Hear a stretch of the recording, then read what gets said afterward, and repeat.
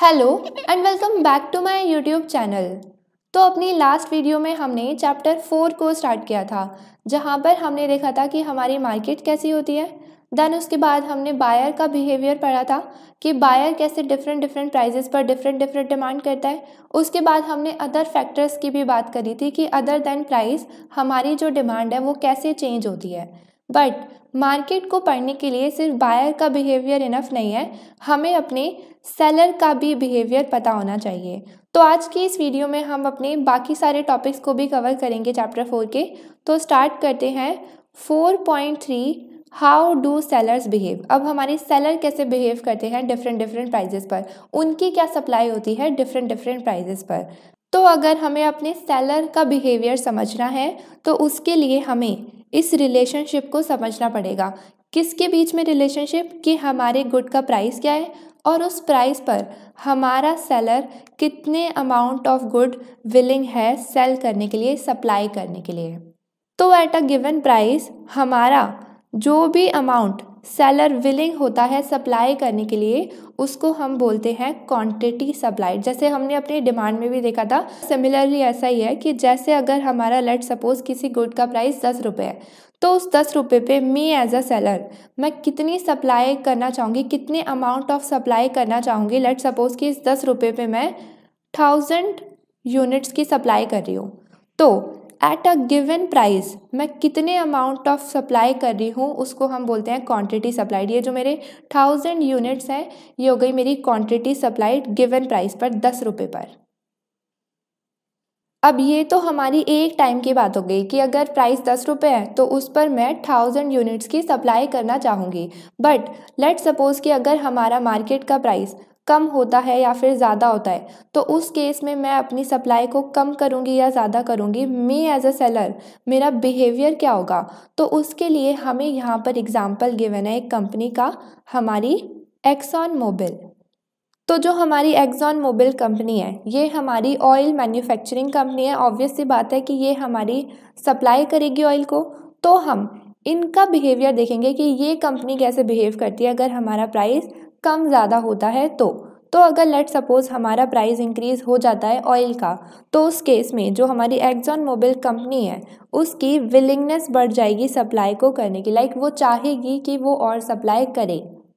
अब इसका रीज़न क्या है, क्यों हम ऑयल की सप्लाई को इंक्रीज़ करना चाह रहे हैं अगर हमारे ऑयल का प्राइस इंक्रीज़ हो रहा है तो यहाँ पर हमें रीज़न गिवन है कि अगर हम ऑयल को ढूंढ कर निकालते हैं तो हमारी कंपनी को ये काफ़ी ज़्यादा एक्सपेंसिव पड़ता है, हमको बहुत ज़्यादा महंगा पड़ता है अगर हम ऑयल को ढूंढ कर निकालते हैं। स्पेशली अगर हम बात करें डीप वाटर की, तो ओशन की डेप्थ में जाकर नीचे से बिल्कुल ऑयल को निकालना ये काफ़ी ज़्यादा कॉस्टली प्रोसीजर है, क्योंकि इसमें हमारी जितनी भी चीज़ें यूज़ हो रही हैं, इक्विपमेंट्स यूज़ हो रहा है, लेबर फोर्स यूज़ हो रहा है, शिप्स यूज़ हो रही हैं, सबमरीन यूज़ हो रही हैं, ये सारी ही हमें काफ़ी ज़्यादा कॉस्टली पड़ती है। इतनी गहराई में जाकर निकालना ऑयल हमें काफ़ी कॉस्टली पड़ता है। तो हम कम प्राइस पर तो ये काम नहीं करेंगे, लेकिन अगर हमारा प्राइस इंक्रीज़ होता है तो उस केस में हम सोचेंगे कि हम ये काम करें और हम अपनी ऑयल की प्रोडक्शन को इंक्रीज़ करें, ऑयल की सप्लाई को इंक्रीज़ करें। यहाँ पे गिवन भी है कि अगर हम डीप वाटर में से जाकर ऑयल को एक्सट्रैक्ट कर रहे हैं तो उस केस में हम ये चीज़ तभी करेंगे जब ऑयल का प्राइस इतना तो होना चाहिए, $70 तो होना चाहिए, तभी तो करेंगे। अगर हमारी कॉस्ट ऑफ प्रोडक्शन, हमारा खर्चा इतना लग रहा है ऑयल को निकालने का और उसका प्राइस कम है, तो हम तो नहीं करेंगे ना, क्योंकि हमें प्रॉफिट नहीं हो रहा। लेकिन अगर हमारी कॉस्ट ऑफ प्रोडक्शन लग रही है और लेकिन हमारे मार्केट का प्राइस भी इंक्रीज़ हो रहा है, हमें अच्छा खासा पैसा मिल रहा है, तो उस केस में हम अपनी सप्लाई को इंक्रीज़ कर देंगे। हम चाहेंगे कि हम ऑयल की सप्लाई को इंक्रीज़ करें। सिमिलरली हमें आगे भी एक और एग्जांपल गिवन है। यहाँ पर तो ये हमारा डीप वाटर का था कि डीप वाटर में अगर हम ऑयल को निकालने चाह रहे हैं तो इतना प्राइस होना चाहिए। फिर आगे हमें बता रखा है कि अगर हम आर्टिक सर्कल के वहाँ पर जाकर ऑयल को निकालते हैं तो वो हमारा और भी ज़्यादा कॉस्टली है। उस केस में तो हमें मिनिमम प्राइस इतना चाहिए हमारे ऑयल का, वरना हम इतना रिस्क नहीं लेंगे वहाँ पर जाकर। स्पेशली हमें बताया हुआ है यहाँ पर कि अगर हमारा स्मॉल आइसबर्ग टाइटैनिक को डुबा सकता है, तो ऑब्वियस सी बात है कि अगर हमारा बहुत बड़ा सा आइसबर्ग होगा तो उसके लिए हमें भी कितना ज़्यादा रिस्क होगा और इनफैक्ट उसकी कॉस्ट भी बहुत ज़्यादा होगी क्योंकि वहाँ पर और मेहनत लगेगी। तो उस केस में हम कम प्राइस पर तो इतना ज़्यादा काम नहीं करेंगे कि इतनी मेहनत कर कर ऑयल को निकालें, लेकिन अगर प्राइस इंक्रीज़ होगा तो हम अपनी ऑयल की सप्लाई को इंक्रीज़ करना चाहेंगे। तो इस पूरे से हमें क्या समझ आ रहा है कि अगर हमारे ऑयल का प्राइस इंक्रीज़ होता है तो जो भी हमारी ड्रिलिंग लोकेशन है जहाँ से हम ऑयल को खोद कर निकालने वाले हैं वो हमारी काफ़ी ज़्यादा प्रॉफिटेबल हो जाती है, क्योंकि अगेन हमारी कॉस्ट ज़्यादा लग रही है और हमें प्राइस नहीं मिलेगा उतना, तो हम नहीं करेंगे। लेकिन अगर हमारा प्राइस इंक्रीज़ हो रहा है तो वो लोकेशन वहाँ पर जाकर ऑयल को निकालना, वो जो हमारी लोकेशन है वो काफ़ी ज़्यादा प्रॉफिटेबल होने लगती है फॉर एक्सॉन मोबिल। फिर इसके बाद हमें आगे बताया हुआ है कि जो हमारे कुछ ऑब्जर्वर हैं वो ये बोलते हैं कि जो ऑयल है हमारा वो ख़त्म होने वाला है और वो हमें इस बात के लिए वार्न भी करते हैं। स्पेशली अगर हम बात करें कंपनीज़ की, एक्सॉन मोबिल की स्पेशली, तो ये भी बोलती है कि हमारा जो चीप ऑयल है वो ख़त्म होने वाला है। मतलब कि जो ऑयल हमें सस्ते में, लाइक हमें उसकी कॉस्ट ऑफ प्रोडक्शन जो हमें खर्चा लग रहा है उसे निकालने में, वो ऑयल ख़त्म होने वाला है। दैट मीन्स कि जिन लोकेशन पे हम इजीली निकाल सकते हैं ऑयल को, जहाँ पे हमें कॉस्ट कम लग रही है, वो ऑयल ख़त्म होने वाला है। अब उसके बाद जब हमें आगे कहीं और ढूंढ कर निकालना पड़ेगा, उसकी कॉस्ट ऑफ प्रोडक्शन ज़्यादा होगी। तो यहाँ पर बोला हुआ है कि जो चीप ऑयल है वो हमारा ख़त्म होने वाला है। तो बचा कौन सा ऑयल? जो दूसरी लोकेशन पे होगा जहाँ पे और ज़्यादा मेहनत लगेगी और ज़्यादा कॉस्ट लगेगी। तो यहाँ पे बोला हुआ है कि हमारी सरफेस पर ऑयल तो है बट वो बहुत ज़्यादा एक्सपेंसिव जगह है। अगर हम उन्हें निकालते हैं तो वो काफ़ी ज़्यादा हमें एक्सपेंसिव पड़ेगा निकालने में भी और हमें उसे मार्केट में डिलीवर करने में भी। तो वापस से अब अगर हम बात करें कि हमारे सेलर का क्या बिहेवियर होगा, क्योंकि हमने ये अभी तक बात नहीं करी है, हमने बस दिखाया है कि हमारी ऑयल को निकालने की कॉस्ट ऑफ प्रोडक्शन ज़्यादा है तो उसके लिए प्राइस हमारा अच्छा खासा होना चाहिए तभी हम निकालेंगे। दूसरी बात कि अगर हमारे ऑयल का प्राइस इंक्रीज़ होता है तो हमारी विलिंगनेस ऑयल को सप्लाई करने की इंक्रीज़ होने लगती है। लेकिन अगर हम बात करें हमारे सेलर के बिहेवियर की, स्पेशली अगर हम बात करें एक्सॉन मोबिल कंपनी की, क्योंकि हम इसी को समझने वाले हैं कि ये कैसे अपनी सप्लाई को चेंज करते हैं अगर हमारा प्राइस कम ज़्यादा होता है तो उसे हम आगे देखते हैं कि हमारे सेलर का क्या बिहेवियर होगा डिफरेंट प्राइजेस पर।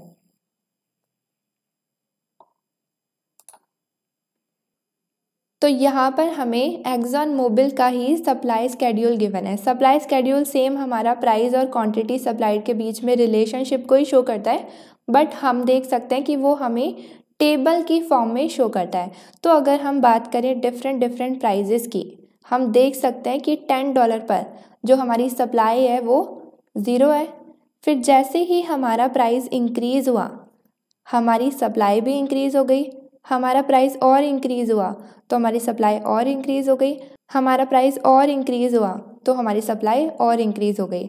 हम देख सकते हैं कि इनके बीच में पॉजिटिव रिलेशन है। अब अगर हम बात करें प्राइस और क्वांटिटी सप्लाइड की, तो हम देख सकते हैं कि डायरेक्टली प्राइस के चेंज होने से हमारी क्वांटिटी सप्लाई चेंज हो रही है।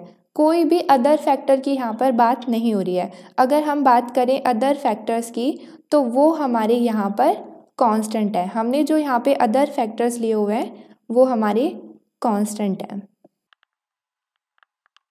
तो यहाँ पर हम देख सकते हैं कि जो हमारा प्राइस है वो चेंज हो रहा है और वो हमें डायरेक्टली अफेक्ट कर रहा है हमारी सप्लाई को,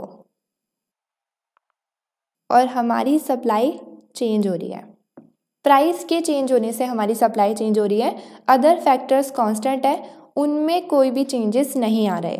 दूसरी बात अगर हम नोटिस करें तो हम देख रहे हैं कि जो हमारा प्राइस है वो इंक्रीज़ हो रहा है तो हमारी सप्लाई भी इंक्रीज़ हो रही है। सिमिलरली अगर हम बात करें कि अगर हमारा प्राइस कम होता है तो हम यहाँ पर देख सकते हैं कि अगर हम इसे ऐसे मूव करें तो प्राइस अगर हमारा कम हो रहा है 150 से 100 हो रहा है तो उस केस में हमारी जो सप्लाई है वो भी कम हो रही है, 1.7 से वो 1.5 हो रही है।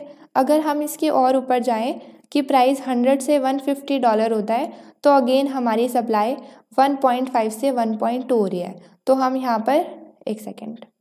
तो हम यहाँ पर देख सकते हैं कि अगर हमारा प्राइस कम होता है तो हमारी सप्लाई भी कम होती है। ये हमारा शो करता है पॉजिटिव रिलेशन को। अब ये तो हो गई हमारी एक्सॉन मोबिल की बात। हम देख सकते हैं कि प्राइस इंक्रीज़ होने पे वो अपनी सप्लाई को इंक्रीज़ कर देता है, प्राइस कम होने पे वो अपनी सप्लाई को कम कर देता है। बट ये इकलौता सेलर नहीं है जिसका प्राइस के साथ ऐसा रिलेशन है सप्लाई में। सारे ही सेलर जैसे ही प्राइस इंक्रीज़ होता है तो वो अपनी सप्लाई को इंक्रीज़ करते ही करते हैं। ऐसा क्यों करते हैं? वैसे लोग सप्लाई को इंक्रीज़ करते क्यों हैं? तो सप्लाई को कोई क्यों ही इंक्रीज़ करेगा जब उसका प्रॉफिट इंक्रीज़ होगा। और प्रॉफिट हम कैसे नोटिस करते हैं? हम देखते हैं कि जो भी हमें प्राइस मिल रहा है मार्केट का, मार्केट प्राइस जो हम रिसीव कर रहे हैं माइनस हम कॉस्ट ऑफ प्रोडक्शन को कर देंगे।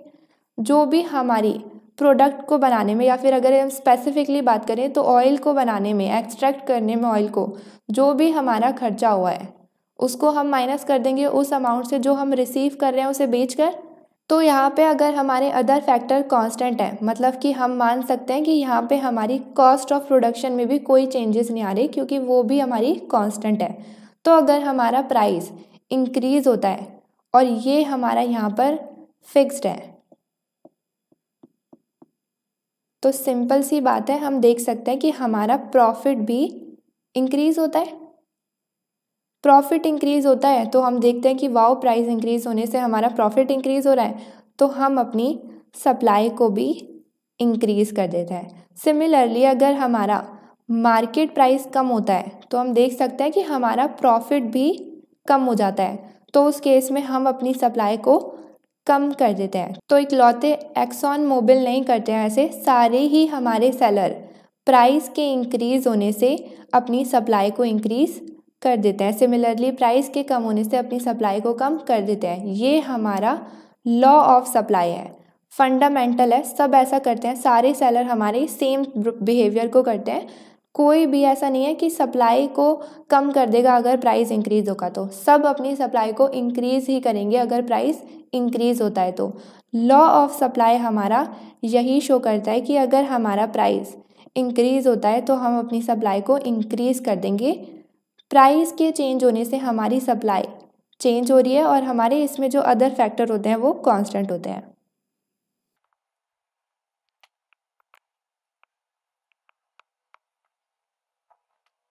नाउ अब ये तो हमने देख लिया सप्लाई स्केड्यूल, हमने टेबुलर फॉर्म में प्राइस और क्वांटिटी सप्लाई का रिलेशन देखा। लेकिन अगर हम बात करें ग्राफिकली, तो ग्राफिकली देखने के लिए हम इनको प्लॉट कर देंगे अपने टेबुलर फॉर्म को। तो अगर हम अपने प्राइस को वाई एक्सिस पर प्लॉट करते हैं और अपने क्वांटिटी सप्लाइड को एक्स एक्सिस पर प्लॉट करते हैं, इन पांचों पॉइंट्स को, ये 4 पॉइंट्स को, तो हमारा सप्लाई कर्व आ जाएगा। तो उसे हम आगे देखते हैं। तो यहाँ पर हमें गिवन है हमारा एक्सॉन मोबिल का सप्लाई कर्व, जो कि हमने बनाया अपने सप्लाई स्केड्यूल से ही। हम यहाँ पर इन 4 पॉइंट को प्लॉट कर देंगे और हम देख सकते हैं कि हमारा जब हम इन्हें ज्वाइन करेंगे तो हमारा अपवर्ड स्लोपिंग ही आएगा। बट अगेन अगर हम बात कर रहे हैं इन रियल वर्ल्ड की, अगर हम इस कंपनी की बात करें जो रियल वर्ल्ड में होती है, एग्जिस्ट कर रही है, तो हमारा supply curve exact straight line नहीं होता, क्योंकि हमने बात करी थी जैसे हमारा demand curve perfectly straight line नहीं है, ऐसे ही हमारा सप्लाई कर्व भी परफेक्टली स्ट्रेट लाइन नहीं है। तो अगर हम अपने सिंपली समझने के लिए करते हैं तो हम ऐसे लेते हैं अपने सप्लाई कर्व को। बट अगर हम इन रियल की बात कर रहे हैं, क्योंकि यहाँ पे हमारा ये रियल है, तो इसलिए हमने अपने सप्लाई कर्व को कुछ इस तरीके से दिखाया है तो वो अपवर्ड स्लोपिंग, बट उसका परफेक्टली स्ट्रेट लाइन वो नहीं है। इसका रीज़न जो है वो हम अपने नेक्स्ट चैप्टर में बताएंगे जब हम अपनी इलास्टिसिटी को पढ़ेंगे।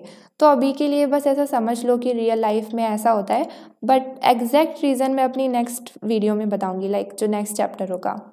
तो अगर हम अपने डायग्राम को देखें तो यहाँ पे हमने इन 4 पॉइंट्स को प्लॉट कर दिया। तो अगर हम बात करें $10 की, तो उस पर हम देख सकते हैं कि हमारी जो सप्लाई है वो बिल्कुल ज़ीरो है, यहाँ पर ये पॉइंट आ गया। सिमिलरली अगर हम देखें कि हम $50 पर हमारी जो सप्लाई है वो 1.2 है, तो $50 पर हमारी जो सप्लाई है वो 1.2 है।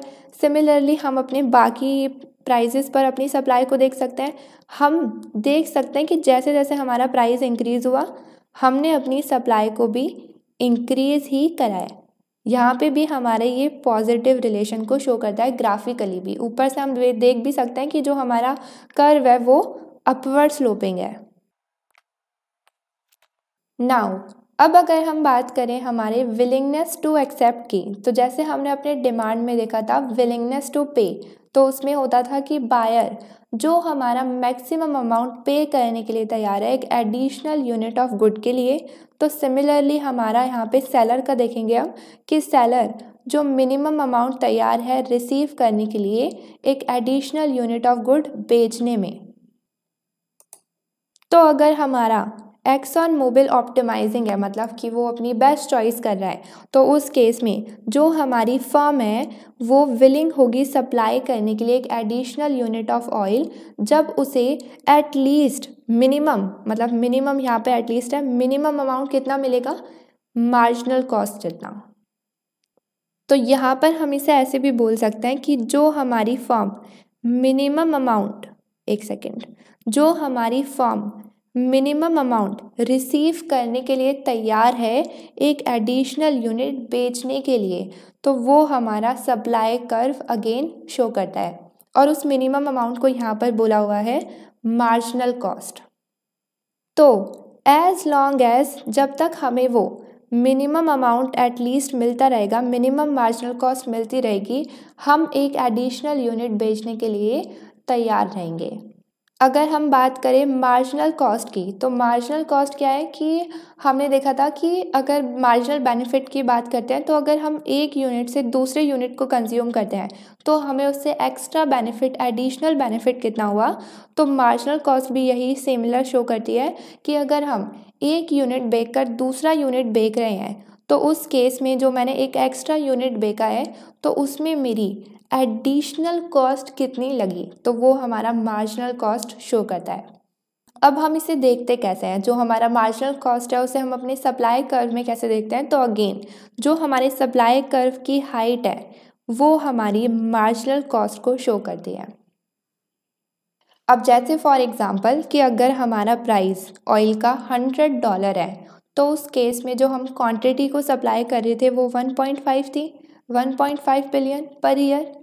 तो हम इस सेम चीज़ को ऐसे भी देख सकते हैं कि अगर हम पर ईयर 1.5 बिलियन ऑयल देते हैं तो उस केस में हम एटलीस्ट मिनिमम कितना एक्सेप्ट करेंगे, $100, मतलब मिनिमम अमाउंट जो हम रिसीव करेंगे वो हमारा $100 है। मैक्सिमम कितना भी हो सकता है बट मिनिमम हम इतना ही रिसीव करेंगे, इससे कम में होगा तो हम नहीं बेचेंगे। यहाँ पर हमें गिवन भी है कि जो हमारी विलिंगनेस टू एक्सेप्ट है वो क्या शो करती है कि हमारा लोवेस्ट प्राइस जो एक सेलर तैयार है लेने के लिए, एक्सेप्ट करने के लिए, अगर वो एक एडिशनल यूनिट ऑफ गुड को बेच रहा है तो मिनिमम अमाउंट या फिर हम बोल सकते हैं लोवेस्ट अमाउंट, और वो लोवेस्ट अमाउंट को हम ये भी बोल सकते हैं कि वो हमारी मार्जिनल कॉस्ट ऑफ प्रोडक्शन है, उसको हम अपनी सप्लाई कर्व की हाइट से देखते हैं। तो अगर हम इसको ग्राफिकली भी देखें यहाँ पर तो हम देख सकते हैं कि देखो जो इसकी हाइट है, लेट्स यहाँ पर हमें ये वाला एग्जांपल गिवन था, अगर हम देखते हैं तो यहाँ पर हम देख सकते हैं कि अगर हमें इसको सप्लाई करना है तो उसके लिए मी एज अ सेलर मैं कितना मिनिमम अमाउंट एक्सेप्ट करूँगी, वो है मेरा $100। तो हमारा हम देख सकते हैं कि ये जो हमारी हाइट है सप्लाई कर्व की वो हमारा मिनिमम अमाउंट शो करती है, या फिर हम बोल सकते हैं कि वो हमारा लोएस्ट अमाउंट शो करती है और उसको ही हम मार्जिनल कॉस्ट बोलते हैं, हमारी एडिशनल कॉस्ट जो लग रही है अगर हम इसको बेच रहे हैं तो। नाउ अब ये तो हो गया हमारा इंडिविजुअल सप्लाई कर्व और ये हमारा हो गया इंडिविजुअल स्केड्यूल एक्सॉन मोबिल का। बट हमारी एक्सॉन मोबिल इकलौती तो ऐसी कंपनी नहीं होगी जो ऑयल को प्रोवाइड करती है वर्ल्ड वाइड, हमारी और भी ऐसे सेलर्स होंगे जो ऑयल को सप्लाई करते हैं। तो अगर हम बात करें हमारे मार्केट के सप्लाई कर्व की या फिर मार्केट के स्केड्यूल की, तो उसे हम आगे देखते हैं। तो अगर हम बात करें इंडिविजुअल सप्लाई कर्व की, तो हमने ऑलरेडी अभी पीछे देख लिया था अपना एक्सॉन मोबिल का, लेकिन हमारी एक्सॉन मोबिल इकलौती तो ऐसी नहीं होगी जो सप्लाई करेगी। तो यहाँ पर हमें शेवरॉन भी दी हुई है कि ये भी हमारी सप्लाई कर रही है ऑयल की। तो अगर हम बात करें मार्केट के सप्लाई करके कि मार्केट में कितनी सप्लाई है, लेट्स सपोज कि अगर हम बात करें कि मार्केट में ऑयल की कितनी सप्लाई है, तो जितने भी सेलर हमारी ऑयल की प्रोडक्शन कर रहे हैं और उसे बेच रहे हैं, तो हम उन सब की सप्लाई को डिफरेंट प्राइस पर कैलकुलेट करेंगे और हम अपनी मार्केट की सप्लाई को इवैल्यूएट करेंगे। फिर अगर मैं बात करूँ अपनी सप्लाई की, तो जो हमारी सप्लाई होती है वो हमारी पर्सन टू पर्सन या फिर कंपनी टू कंपनी डिफ़र कर सकती है। लाइक कि डिफरेंट प्राइस पर हो सकता है कि सब कुछ अलग अलग सप्लाई करें, बट लेकिन जो उनका कॉमन बिहेवियर होगा, जो हमारा फंडामेंटल रूल है कि लॉ ऑफ सप्लाई की प्राइस इंक्रीज होने से सप्लाई इंक्रीज होगी ही होगी, तो वो सबका सेम होगा। मतलब कि अगर लेट सपोज कि 10 रुपये प्राइस है और आप भी सेलर हो, मैं भी सेलर हूँ, तो अगर 10 रुपये पर मैं कुछ सप्लाई कर रही हूँ, लेट सपोज 8, तो हो सकता है कि आप 8 करो या हो सकता है कि आप कुछ और यूनिट की सप्लाई करो। लेकिन जो हमारा बिहेवियर है, अगर हमारा प्राइस इंक्रीज़ होता है 10 से वो होता है लाइक सपोज 20, तो उसमें मैं भी अपनी सप्लाई को इंक्रीज़ करूँगी और आप भी अपनी सप्लाई को इंक्रीज़ करोगे। सिमिलरली हम यहाँ पर भी देख सकते हैं कि जैसे जैसे हमारा प्राइस इंक्रीज़ हो रहा है तो हमारा ये भी सप्लाई इंक्रीज़ करता जा रहा है। और ये तो हमने ऑलरेडी पीछे देखा था कि जैसे जैसे प्राइस इंक्रीज़ हो रहा था तो हमारी सप्लाई भी इंक्रीज़ हो रही थी। जैसे यहाँ से नीचे जाते जाते प्राइस इंक्रीज़ हो रहा था तो नीचे जाते जाते हमारी सप्लाई भी इंक्रीज़ हो रही थी। तो अगर हम इनका बिहेवियर देखें इंडिविजुअली, तो अगर हम बात करें $50 की, तो उस पर हमारी ये कंपनी सप्लाई कर रही है 0.8 की और हमारी ये कंपनी कर रही है 1.2 की। डिफ़र हो गया, लेकिन जो इनका कॉमन बिहेवियर है, जो हमारा फंडामेंटल रूल है कि प्राइस के इंक्रीज़ होने से सप्लाई इंक्रीज़ होगी, तो वो दोनों की इंक्रीज़ हो रही है। नाउ अब अगर हम बात करें अपनी मार्केट की सप्लाई की, तो हम देख सकते हैं, एक सेकेंड।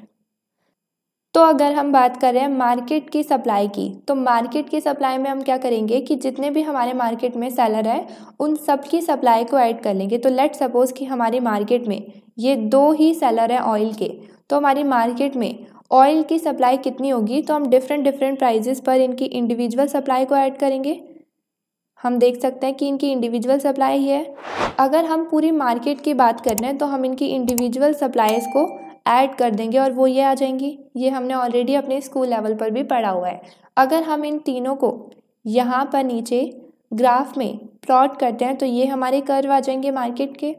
अगेन ये हमारे स्ट्रेट लाइन नहीं है क्योंकि ये हमारी रियल कंपनीज़ का कर्व शो हुआ पड़ा है, तो हमारा इन रियल जो हमारा सप्लाई कर्व है वो परफेक्टली स्ट्रेट लाइन नहीं होता। तो अगर हम ग्राफिकली पूरी मार्केट की सप्लाई या फिर इंडिविजुअल सप्लाईज़ को देखें, तो लेट सपोज अगर हम 150 प्राइस पर देखते हैं, तो $150 पर हम देख सकते हैं कि जो हमारी शेवरॉन है उसकी सप्लाई है 1.1 इंडिविजुअली, एक्सॉन मोबिल की है यहाँ पर 1.7। फिर अगर हम बात करें कि टोटल मार्केट की कितनी सप्लाई है, तो वो 150 पर है 2.8।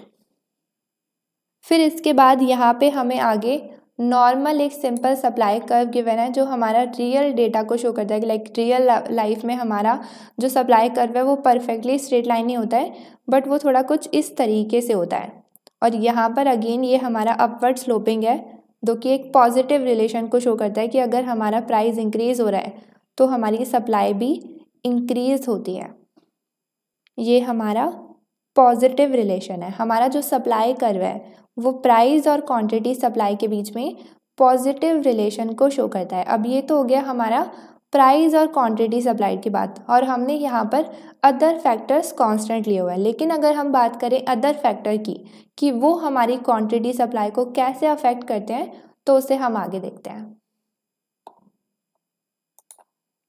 तो जो हमारा फर्स्ट फैक्टर है वो है हमारा changing prices of input use to produce good. तो जो भी हम गुड प्रोड्यूस करते हैं उसको प्रोड्यूस करने में जो भी हम इनपुट का इस्तेमाल करते हैं, अगर उनका प्राइस चेंज होता है तो वो भी हमारी क्वांटिटी सप्लाई को अफेक्ट करता है।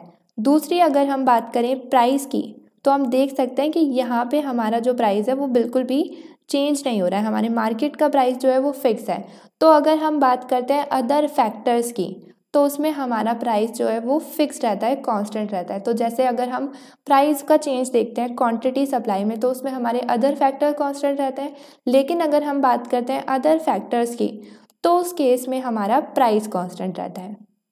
नाउ तो अगर हम बात करें इनपुट की, तो यहाँ पे हमें एग्जांपल गिवन है इनपुट में स्टील। तो स्टील, अब ऑब्वियस सी बात है, अगर हम ऑयल कंपनी की बात कर रहे हैं तो उसी का एग्जांपल लिया हुआ है यहाँ पर कि अगर हम बात करें स्टील की, तो स्टील हमारा इनपुट है जो हमारी ऑयल की प्रोडक्शन में यूज़ होता है। कैसे? तो हमें बता रखा है कि वो कंस्ट्रक्ट होता है हमारे ऑयल प्लेटफॉर्म्स को बनाने के लिए, जो कंस्ट्रक्शन चलती है वहाँ पर हमारा स्टील यूज़ होता है। दूसरी बात, हमारी ड्रिलिंग मशीनरी में भी स्टील यूज़ होता है, हमारी पाइपलाइंस में भी स्टील यूज़ होता है, और हमारे ऑयल टैंकर्स में भी स्टील यूज़ होता है। तो हम देख सकते हैं कि जो हमारा स्टील है वो काफ़ी इंपॉर्टेंट फैक्टर है ऑयल की प्रोडक्शन में, मतलब ऑयल की प्रोडक्शन के लिए हमारा स्टील काफ़ी मैटर करता है। तो ऑब्वियस सी बात है कि अगर प्राइस चेंज होता है स्टील का, तो हमारी क्वांटिटी सप्लाई में भी चेंजेस आते हैं। अब इसका लॉजिक क्या है, तो हम देख सकते हैं कि जो हमारा इनपुट है, मतलब कि ये हमारा यूज़ हो रहा है प्रोडक्शन में ऑयल की, तो ऑयल की प्रोडक्शन में इनपुट यूज़ हो रहा है, तो ये हमारी कॉस्ट ऑफ प्रोडक्शन में आ जाएगा, जो हमने पहले कांस्टेंट ली थी लेकिन अब कांस्टेंट नहीं है। तो यहाँ पर इस बार हमारा मार्केट प्राइस जो है वो फिक्स है, और ये हमारा माइनस कॉस्ट ऑफ प्रोडक्शन होता है, तो हमारा प्रॉफिट आ जाता है। तो अगर हमारा कॉस्ट ऑफ प्रोडक्शन इंक्रीज होगा, अगर हमारा इनपुट का प्राइस इंक्रीज हो जाता है, लेट्स सपोज कि अगर हमारा स्टील का प्राइस इंक्रीज हो जाता है, तो हमारी कॉस्ट ऑफ प्रोडक्शन इंक्रीज हो जाएगी। कॉस्ट ऑफ प्रोडक्शन इंक्रीज हो जाएगी तो हमारा प्रॉफिट कम हो जाएगा, प्रॉफिट जो है वो हमारा कम हो जाएगा। ये हमारा प्रॉफिट का फॉर्मूला है, तो प्रॉफिट हमारा कम हो जाएगा, क्योंकि इस केस में हमारा मार्केट प्राइस जो है वो फिक्स है। तो अगर हमारा इनपुट का प्राइस इंक्रीज होता है, तो उस केस में हमारा प्रॉफिट कम हो जाता है। प्रॉफिट कम हो जाता है तो हम अपनी सप्लाई को कम कर लेते हैं। सिमिलरली अगर हमारा इनपुट का प्राइस कम हो जाता है, लेट्स सपोज कि अगर हमारी स्टील का प्राइस कम होता है, तो मतलब कि हमारे खर्चे कम हो गए ऑयल की प्रोडक्शन में, तो उस केस में हमारा प्रॉफिट इंक्रीज हो जाता है और हम अपनी सप्लाई को इंक्रीज़ कर लेते हैं। तो हम देख सकते हैं कि हमारा इनपुट भी है वो हमारी क्वांटिटी सप्लाई को अफेक्ट करता है।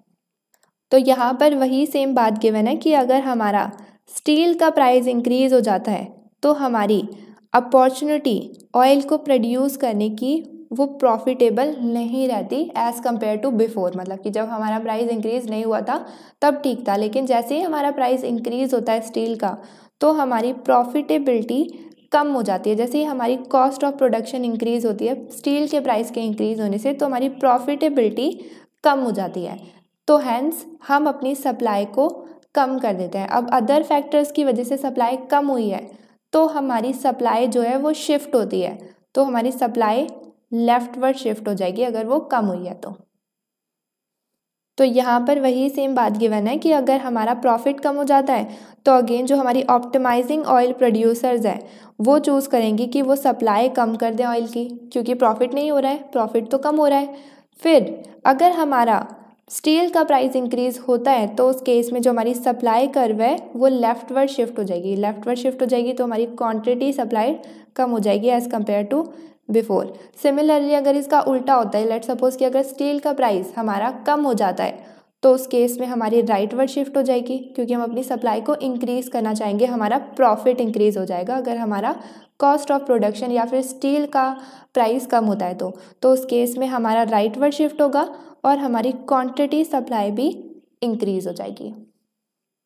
अगर मैं इसको समराइज़ करूँ तो हम इजीली इसको देख भी सकते हैं कि अगर जो हमारी क्वांटिटी सप्लाई है और जो हमारा इनपुट का प्राइस है, इन दोनों के बीच में नेगेटिव रिलेशन है। मतलब कि अगर इनपुट का प्राइस इंक्रीज़ होता है तो हम अपनी क्वांटिटी सप्लाई को कम कर लेंगे। सिमिलरली अगर इनपुट का प्राइस कम होता है तो उस केस में हम अपनी क्वांटिटी सप्लाई को इंक्रीज़ कर लेते हैं। इन दोनों के बीच में नेगेटिव रिलेशन है। नाउ अब ये तो हो गया हमारा लेफ्टवर्ड और राइटवर्ड शिफ्ट, लेकिन हमने मार्केट प्राइस की तो बात ही नहीं करी। उसमें कैसा शिफ्ट होता है, तो उसमें शिफ्ट नहीं होता है।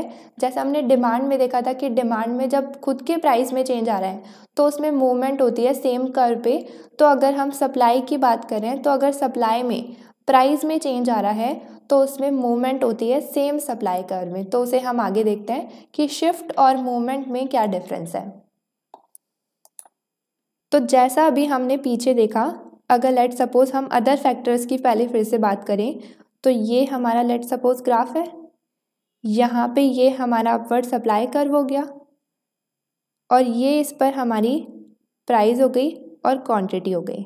यहाँ पे मैंने ले लिया प्राइस, ये मेरी हो गई क्वांटिटी, ये मेरा हो गया अदर फैक्टर्स की बात।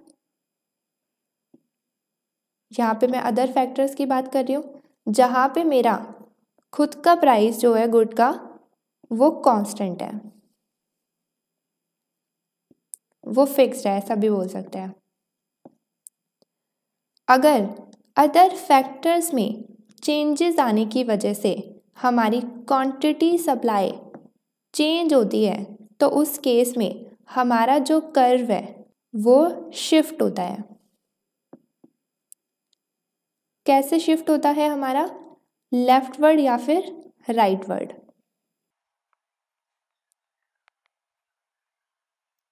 तो अगर हमारे अदर फैक्टर्स में फेवरेबल चेंजेस आते हैं, मतलब कि जिससे हमें फ़ायदा होता है, तो उस केस में हमारा जो सप्लाई कर्व है वो राइटवर्ड शिफ्ट हो जाता है। तो हम देख सकते हैं कि सेम प्राइस में हमारी क्वांटिटी जो है वो इंक्रीज़ हो जाती है। सिमिलरली अगर हमारे अदर फैक्टर्स में अनफेवरेबल चेंजेस आते हैं, मतलब कि जिससे हमें फ़ायदा नहीं होता है, तो जो हमारा सप्लाई कर्व है वो लेफ्टवर्ड शिफ्ट हो जाता है और हमारी जो सप्लाई है हम देख सकते हैं कि वो कम हो जाती है, यहाँ पर वो कम हो जाती है। नाउ अब अगर हम बात करें मूवमेंट की, तो हमारा लेट सपोज ये ग्राफ है, इस बार ये हमारा अगेन सप्लाई कर्व हो गया, ये हमारी प्राइस और क्वांटिटी हो गई, क्वांटिटी सप्लाई। यहाँ पे हम बात कर रहे हैं जब हमारी ओन प्राइस में गुड के चेंजेस आते हैं।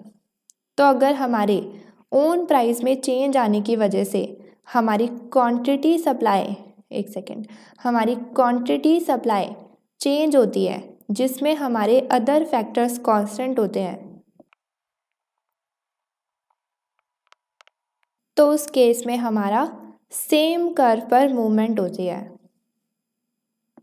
Movement along the same supply curve.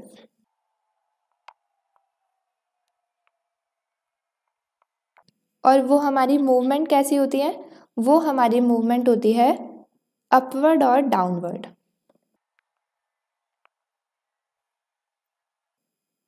तो अगर हम इस सेम चीज़ को ग्राफिकली समझें तो लेट सपोज कि इस बार हमारे प्राइस में चेंजेस आ रहे हैं, क्योंकि अदर फैक्टर्स तो कांस्टेंट है।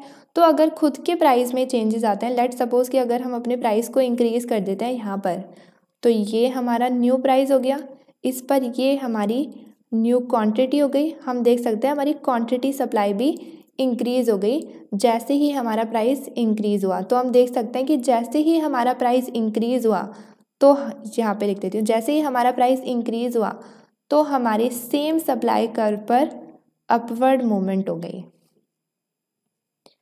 सिमिलरली जैसे ही अगर मैं अपने प्राइस को कम करती हूँ, लेट सपोज कि अगर मैं यहाँ प्राइस ले लेती हूँ, तो ये मेरा न्यू प्राइस और न्यू क्वांटिटी हो गई, यहाँ पर मेरी क्वांटिटी भी कम हो गई और मेरा प्राइस भी कम हो गया। तो जैसे ही मेरा प्राइस कम हुआ, मेरे सेम सप्लाई कर्व पर डाउनवर्ड मूवमेंट हो गई। अब मैं इस पर सप्लाई कर रही हूँ और इस प्राइस पर सप्लाई कर रही हूँ, तो यहाँ पर मेरे प्राइस कम होने पर डाउनवर्ड मूवमेंट हो गई। तो हम देख सकते हैं ओवरऑल कि अगर हमारे खुद के प्राइस में चेंज होने की वजह से हमारी क्वांटिटी सप्लाई चेंज होती है, जिसमें हमारे अदर फैक्टर्स कांस्टेंट होते हैं, तो उसमें हमारे सेम सप्लाई कर्व पर मूवमेंट होती है अपवर्ड और डाउनवर्ड। और अगर हमारे अदर फैक्टर्स में चेंज होने की वजह से हमारी क्वांटिटी सप्लाई चेंज होती है, जिसमें हमारे प्राइस उसके खुद के फिक्स होते हैं, तो उस केस में हमारी मूवमेंट नहीं होती है बट शिफ्ट हो जाता है पूरा ही कर्व। कैसे, राइटवर्ड और लेफ्टवर्ड। नाउ अब अगर हम बात करें अपने बाकी अदर फैक्टर्स की, एक तो हमने देख लिया कि अगर हमारा इनपुट का प्राइस इंक्रीज़ होता है या फिर कम होता है तो, लेकिन अगर हम बात करें अदर फैक्टर्स की जो हमारी क्वांटिटी सप्लाई को चेंज कर सकते हैं, तो उन्हें हम आगे देखते हैं। तो अगर हम बात करें अपने सेकंड अदर फैक्टर की, तो वो है हमारा changes in technology use to produce good. तो जो भी हम गुड प्रोड्यूस करते हैं उसमें जो भी टेक्नोलॉजी यूज़ होती है उस टेक्नोलॉजी में अगर कोई भी चेंजेस आते हैं तो हमारी क्वांटिटी सप्लाई भी चेंज हो जाती है। तो यहाँ पर हमें ऑयल कंपनी का ही एग्जांपल गिवन है कि अगर हमारी ऑयल की प्रोडक्शन करने में कोई भी टेक्नोलॉजी में चेंजेस आते हैं तो उसकी सप्लाई भी चेंज हो जाती है। तो यहाँ पे स्पेसिफिकली बात करिए कि अगर हमारी टेक्नोलॉजी इम्प्रूव हो जाती है तो उस केस में हमारी क्वांटिटी सप्लाई इंक्रीज़ हो जाती है। तो पहले के टाइम पर क्या होता था कि जो हम अपने ऑयल को एक्सट्रैक्ट करते थे लैंड में से गड्ढा खोद खोद कर, तो वो हम अपनी हमें हर जगह पर गड्ढा खोद खोद कर बिल्कुल डेप्थ में जाकर ऑयल को एक्सट्रैक्ट करना पड़ता था। बट हमारी टेक्नोलॉजी जो है वो अब इम्प्रूव हो गई, तो उसमें हम अब हर जगह जाकर गड्ढा नहीं खोदते हैं बट हम फ्रैकिंग का यूज़ करते हैं। अब फ्रैकिंग में बेसिकली क्या होता है, उसमें हम अपने एक पाइप को घुसाते हैं बिल्कुल लैंड के अंदर डेप्थ में। पहले तो हम ड्रिल करते थे जगह जगह जाकर, उसमें अब ऐसा नहीं करते। अब उसमें हम एक पाइप को बिल्कुल अंदर घुसाते हैं और उसके अंदर एक बहुत ज़्यादा फ्लूइड प्रेशर करते हैं, जिसकी वजह से जो हमारे अंदर का लैंड है, जो हमारा अंडरग्राउंड है, उसमें क्रैक्स आ जाते हैं। तो वो काफ़ी ईजी हो जाता है उसको खोदना भी और उससे ऑयल एक्सट्रैक्ट करना भी पाइप के थ्रू। तो यहाँ पर हमारी टेक्नोलॉजी इम्प्रूव हुई, जिससे हमारी सप्लाई जो है, जो हमारा ऑयल की प्रोडक्शन है, वो काफ़ी ईजिली होने लगी। हम ईजिली एक्सट्रैक्ट कर पा रहे थे, तो उससे हमारी जो सप्लाई है वो इंक्रीज़ हो गई और उससे हमने राइटवर्ड शिफ्ट कर दिया। सिमिलरली अगर हम इसका उल्टा देखें कि अगर हमारी लेट सपोज टेक्नोलॉजी इम्प्रूव नहीं होती है बट उल्टा घट जाती है, तो उस केस में हमारी क्वांटिटी सप्लाई जो है वो कम हो जाती है और जो हमारा सप्लाई कर्व है वो लेफ्टवर्ड शिफ्ट हो जाता है। नाउ अब अगर हम बात करें अपने थर्ड फैक्टर की, changes in the number and the scale of sellers, तो अगेन जो हमारे नंबर ऑफ सेलर्स हैं वो इंक्रीज़ होते हैं तो हमारी सप्लाई इंक्रीज़ हो जाएगी और हमारा कर्व राइटवर्ड शिफ्ट हो जाएगा। अगर हमारे नंबर ऑफ सेलर्स कम होते हैं तो हमारी सप्लाई भी कम हो जाएगी और वो लेफ्टवर्ड शिफ्ट हो जाएगी। फिर अगर हम बात करें स्केल ऑफ सेलर की, तो हमारे स्केल ऑफ सेलर भी काफ़ी ज़्यादा मैटर करते हैं। तो अगर हम बात करें एग्जांपल की, तो 2011 में जो हमारे लिबिया के लोग थे उन्होंने रिबेल करा अगेंस्ट मुअम्मर गद्दाफ़ी, जो उनकी कंट्री में ऑलरेडी 42 ईयर से रूल कर रहा था। तो जो गद्दाफ़ी के लॉयल लोग थे उन्होंने उनके अगेंस्ट फ़ाइट करी और ये फ़ाइट ऑलरेडी 6 महीने तक चली। इस फाइट के दौरान उन्होंने कोई भी ऑयल की प्रोडक्शन नहीं करी, वो उन्होंने रोक दी, क्योंकि फ़ाइट में कैसे प्रोडक्शन करेंगे, फ़ाइट में तो फ़ाइट करेंगे। तो इस केस में इस फाइट से पहले ऑलरेडी जो हमारे लिबियान थे वो 1.5 मिलियन पर डे सप्लाई करते थे ऑयल की, लेकिन इस फाइट में उन्होंने कोई भी सप्लाई नहीं करी और अपनी सप्लाई को स्टॉप कर दिया। तो जो हमारी वर्ल्ड वाइड सप्लाई थी ऑयल की वो 1.5 मिलियन पर डे से कम हो गई। हम देख सकते हैं कितना बड़ा स्केल है सेलर का कि सारे ही लिबियान ने अपनी सप्लाई बंद कर दी, वो भी 6 महीने के लिए। तो इस केस में हमारा जो सप्लाई कर्व है वो लेफ्टवर्ड शिफ्ट हो जाएगा। फिर अगर हम बात करें अपने नेक्स्ट फैक्टर की, तो वो है हमारा changes in sellers belief about the future. तो यहाँ पर हमें इसको समझाने के लिए एग्जांपल गिवन है कि हमारे हर विंटर जो नेचुरल गैस के या फिर ऑयल का जो यूजेज है वो बहुत ज़्यादा इंक्रीज़ हो जाता है, स्पेशली होम हीटिंग में।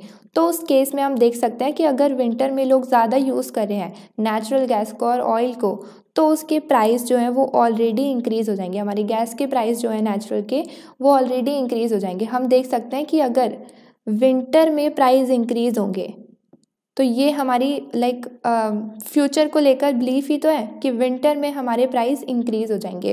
तो उसको लेकर हम अभी से अपने प्रेजेंट में सप्लाई को कम कर देंगे, क्योंकि हम सोचेंगे कि अभी नहीं बेचते हैं क्योंकि अभी तो प्राइस नॉर्मल है। लेकिन विंटर में अगर हमारा प्राइस इंक्रीज़ हो रहा है हमारे नेचुरल गैस या फिर ऑयल को लेकर, तो हम चाहेंगे ना कि हम हाई प्राइस पर बेचें, तो हम अपनी प्रेजेंट की सप्लाई को कम कर देंगे।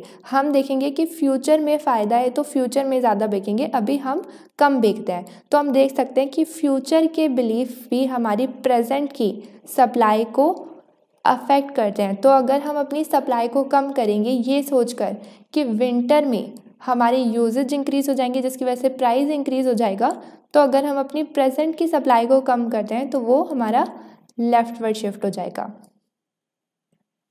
तो यहाँ पर इन वर्ड्स वही सेम बात गिवन है कि अगर हम एक्सपेक्ट कर रहे हैं कि हमारा फ्यूचर में प्राइस इंक्रीज़ हो जाएगा नेचुरल गैस वगैरह का, तो मतलब फ्यूचर में मतलब विंटर्स में, और अगर हम बात करें समर की तो अभी हमारा प्राइस कम है एज़ कम्पेयर टू विंटर्स। तो इस केस में हम समर में ही सब कुछ नहीं बेच देंगे, हम अपना स्टॉक बचा के रखेंगे ताकि हम विंटर में बेचें जब हमारा प्राइस ज़्यादा है, तब हमें ज़्यादा प्रॉफिट होगा। तो अभी समर में हम उसको बचा लेंगे ताकि हम समर में ही सब कुछ ख़त्म ना कर दें। दिस इम्प्लाइज़ दैट कि अगर हम अपनी स्टॉक को अभी बचा रहे हैं, अभी सेव कर रहे हैं, अपनी सप्लाई को कम कर रहे हैं प्रेजेंट की, तो उस केस में हमारा जो सप्लाई कर्व है वो लेफ्टवर्ड शिफ्ट हो जाएगा।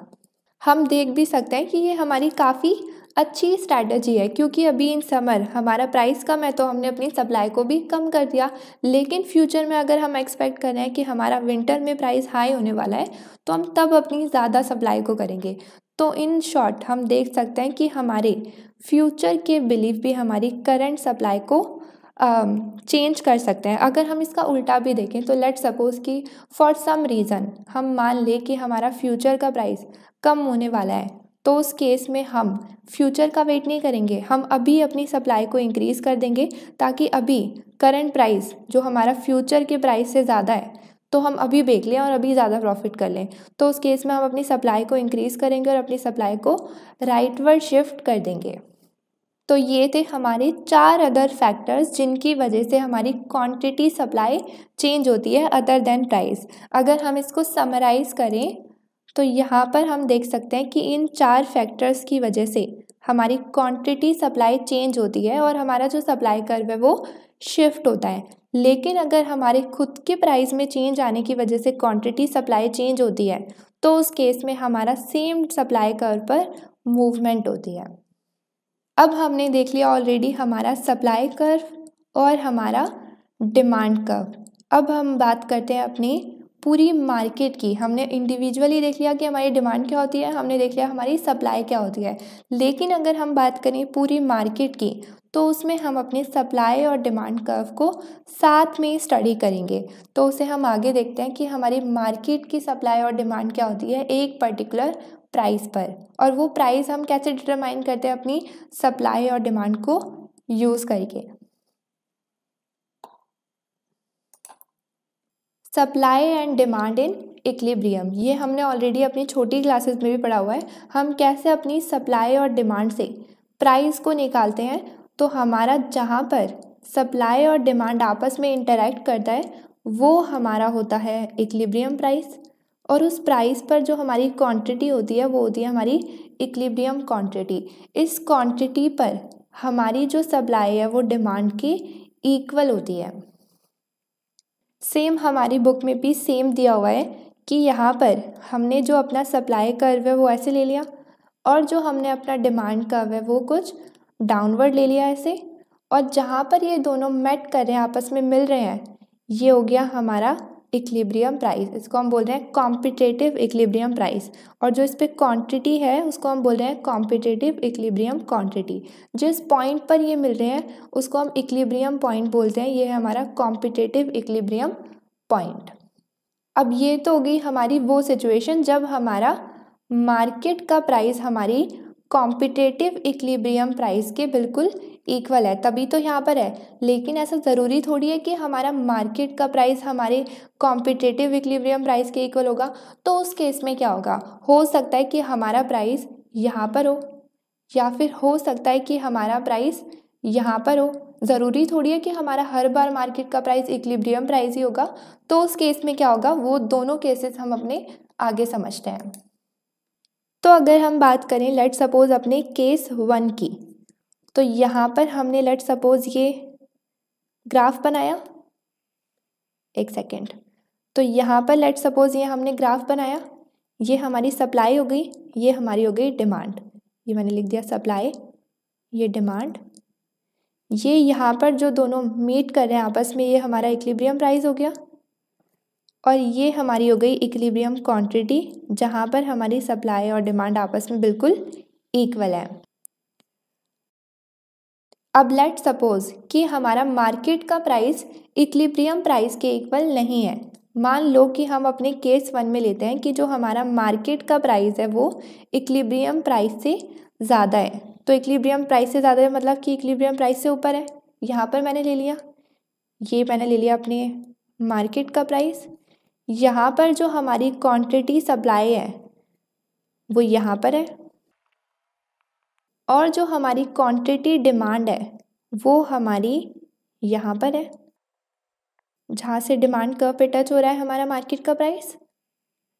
हम देख सकते हैं कि इस केस में हमारा क्या हो रहा है कि हमारी क्वांटिटी सप्लाई ज़्यादा है हमारी क्वांटिटी डिमांड से। इसका क्या मतलब हुआ कि जो लोग इस प्राइस पर सप्लाई करना चाहते हैं वो तो बहुत सारे हैं, और जो लोग इस प्राइस पर डिमांड कर रहे हैं वो कम है। हम लॉजिकली भी देख सकते हैं कि जो हमारा प्राइस है वो इंक्रीज़ हुआ है इक्विलिब्रियम प्राइस से। अब प्राइस इंक्रीज़ हुआ है तो ऑब्वियस सी बात है कि जो हमारे सेलर हैं वो अपनी सप्लाई को इंक्रीज़ कर देंगे, इसलिए सप्लाई ज़्यादा है। लेकिन प्राइस इंक्रीज़ होने की वजह से हमारी डिमांड तो कम हो जाएगी ना, तो लोगों ने डिमांड कम कर दी।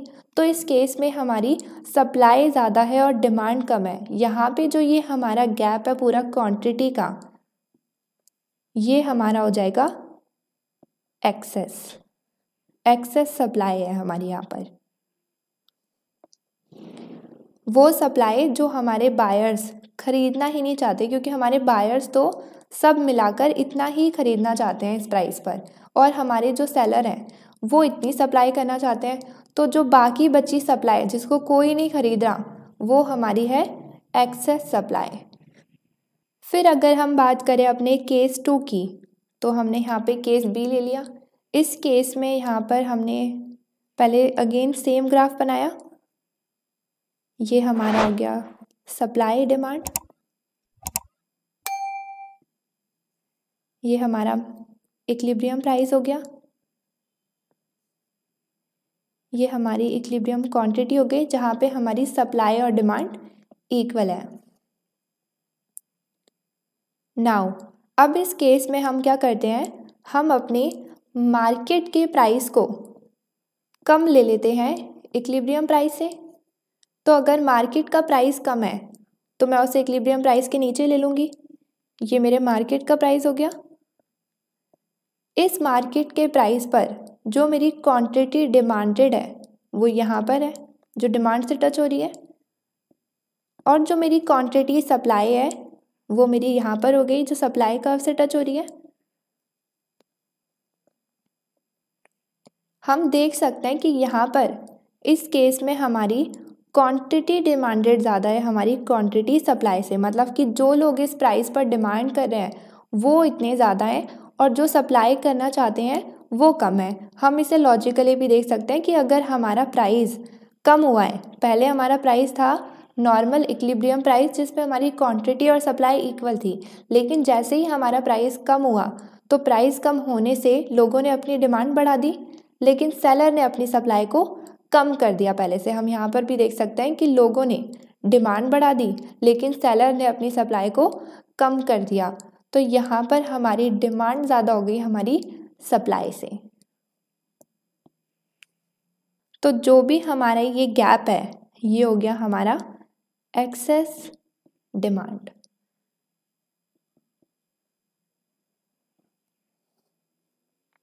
नाउ अब अगर हम बात करें हमारे कर्व की शिफ्ट की, कि अगर हमारे कर्व सप्लाई कर्व या फिर डिमांड कर्व शिफ्ट करते हैं तो हमारे इक्विलिब्रियम प्राइस और क्वांटिटी पे और हमारे इक्विलिब्रियम पॉइंट में कैसे चेंजेस आते हैं, तो उन्हें हम आगे देखते हैं। केस 1, तो यहाँ पर हमें गिवन है कि अगर हमारे काफ़ी ज़्यादा ऑयल एक्सपोर्टर सडनली अपनी ऑयल की प्रोडक्शन को रोक देते हैं तो उस केस में क्या होगा। हमने देखा था कि लिबिया में भी यही हुआ था कि वॉर की वजह से उन्होंने 6 महीने तक अपनी ऑयल की प्रोडक्शन को रोक दिया था। तो उसमें भी क्या हुआ था, हमारी जो ऑयल की प्रोडक्शन है वो वर्ल्ड वाइड कम हो गई थी, हमारी सप्लाई नहीं हो पाई थी। तो उस केस में हमारी सप्लाई कम हो गई थी और वो लेफ्टवर्ड शिफ्ट हो गया था। तो अगर हम अपने फर्स्ट केस को देखें कि हमारे इक्विलिब्रियम में क्या चेंजेस आते हैं, तो पहले हम अपनी नॉर्मल सिचुएशन को बनाएंगे। ये हमारा ग्राफ हो गया, यहाँ पे हमारी सप्लाई और डिमांड हो गई, और ये हमारा इक्विलिब्रियम प्राइस और क्वांटिटी हो गए। ये जो हमारा पॉइंट है ये हमारा इक्विलिब्रियम पॉइंट है, हमारा कॉम्पिटिटिव इक्विलिब्रियम पॉइंट है। नाउ अब अगर हम बात कर रहे हैं कि अगर हमारी ऑयल की प्रोडक्शन रुक जाती है, तो ऑयल की प्रोडक्शन रुक जाती है तो ऑब्वियस सी बात है कि ऑयल की सप्लाई भी कम हो जाएगी, क्योंकि प्रोडक्शन तो हो नहीं रही। तो अगर हमारी ऑयल की सप्लाई कम होती है तो जो उसका सप्लाई कर्व है वो लेफ्टवर्ड शिफ्ट हो जाएगा। शिफ्ट क्यों होगा? क्योंकि ऑयल के खुद के प्राइस में चेंजेस नहीं आए, अदर फैक्टर्स में चेंजेस आए हैं, अदर फैक्टर्स की वजह से सप्लाई कम हुई है तो वो शिफ्ट होगी। और कम चेंजेस आए हैं, लाइक प्रोडक्शन रुकी है तो हमारी सप्लाई कम हुई है तो वो लेफ्टवर्ड शिफ्ट हो जाएगी। हमारा जो सप्लाई कर्व है वो S से S1 पर शिफ्ट हो गया।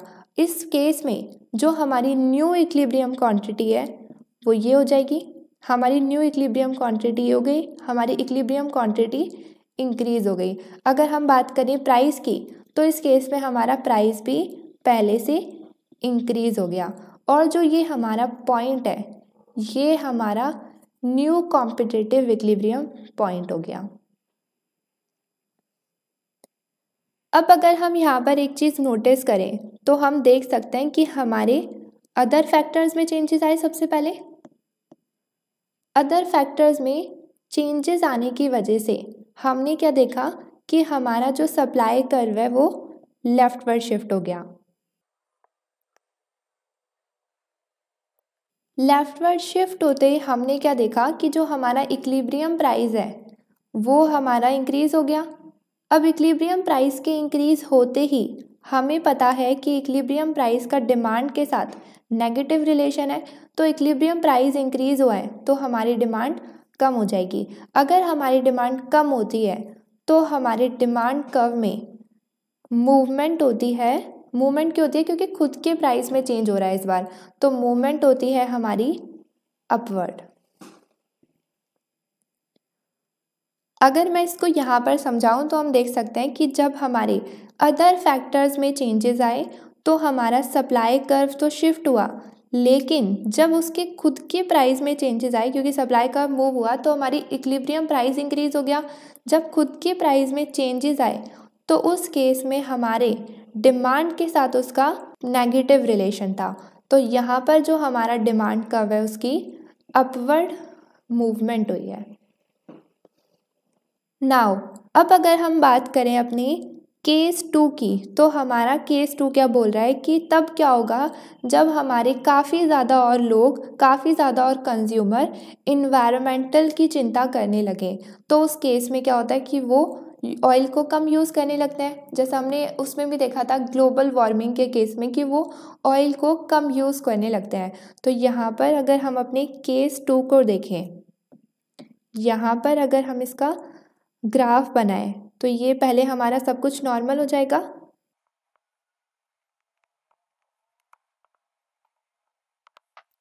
नाउ तो अगर हमारे काफ़ी ज़्यादा लोग, काफ़ी ज़्यादा कंज्यूमर इन्वायरमेंटल को लेकर कंसर्न होते हैं और वो अपने ऑयल का यूज़ कम करने लगते हैं, जैसे हमने ग्लोबल वार्मिंग में देखा था, तो उस केस में हमारा जो डिमांड है वो कम कर देंगे लोग, और डिमांड कम करेंगे तो अदर फैक्टर्स की वजह से हमारा जो डिमांड कर्व है वो लेफ्टवर्ड शिफ्ट हो जाएगा।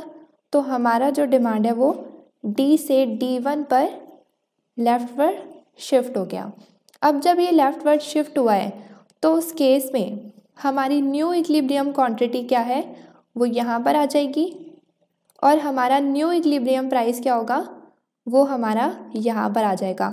हम देख सकते हैं कि हमारा इक्विलिब्रियम प्राइस भी कम हो गया और हमारी इक्विलिब्रियम क्वांटिटी भी कम हो गई, और जो हमारा न्यू इक्विलिब्रियम पॉइंट है, ये हमारा जो न्यू कॉम्पिटिटिव इक्विलिब्रियम पॉइंट है वो यहाँ पर आ जाएगा।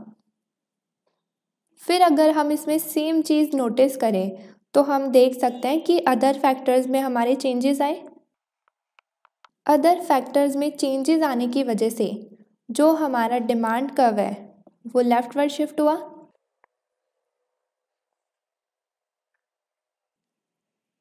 डिमांड कर्व के लेफ्टवर्ड शिफ्ट होने से हमने क्या देखा कि जो हमारा प्राइस है इक्विलिब्रियम वो कम हो गया। हमें पता है कि प्राइस के साथ हमारी सप्लाई का पॉजिटिव रिलेशन है, तो अगर हमारा प्राइस कम हुआ है तो उस केस में हमारी सप्लाई भी कम हो जाएगी। लेकिन अगर प्राइस की वजह से, खुद के प्राइस की वजह से अगर हमारी सप्लाई कम होती है तो उस केस में हमारी सप्लाई डाउनवर्ड मूव करती है, उसकी डाउनवर्ड मूवमेंट होती है। तो हम देख सकते हैं सेम चीज़ को यहाँ पर।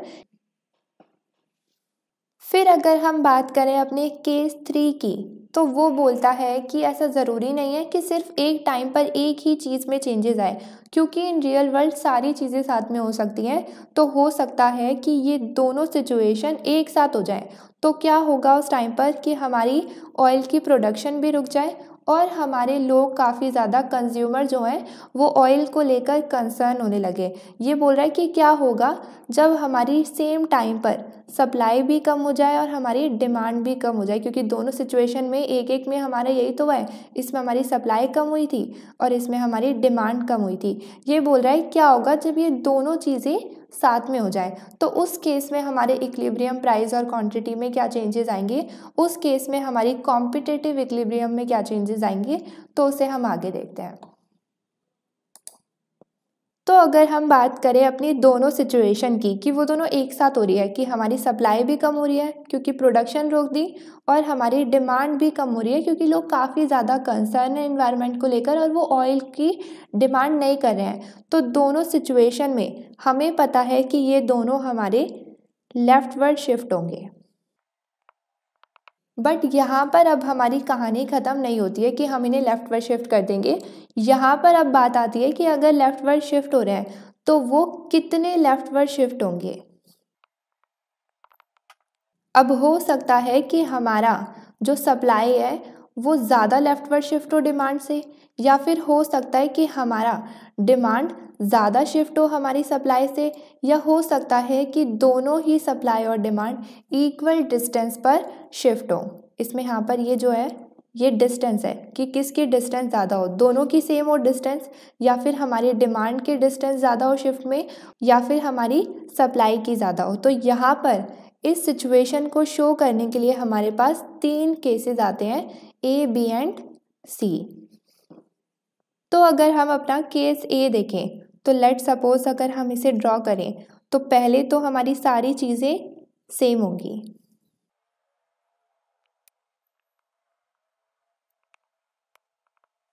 सिमिलरली अगर हम अपने बाकी 2 केसेस में भी सेम चीज़ को प्रिपेयर करें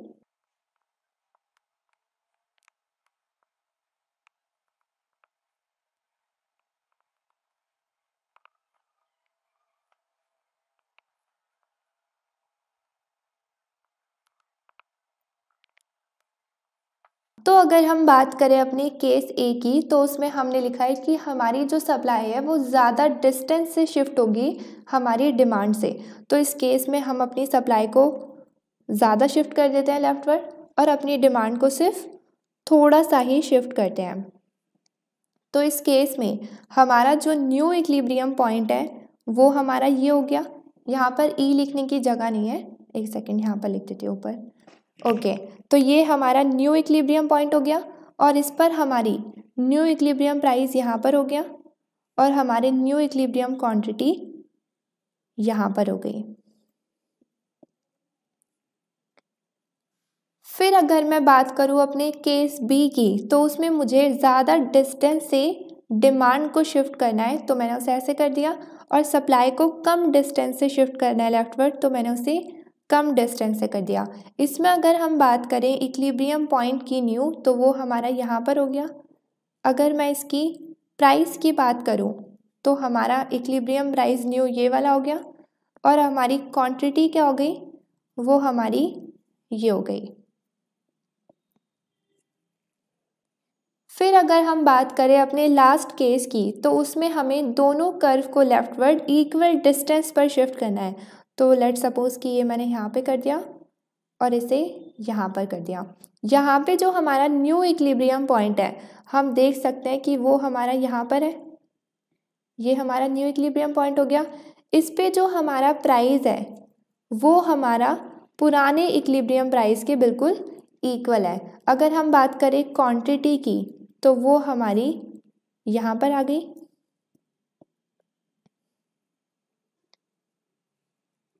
अब अगर हम इन तीनों चीज़ को ऑब्जर्व करें तो हम क्या नोटिस कर सकते हैं।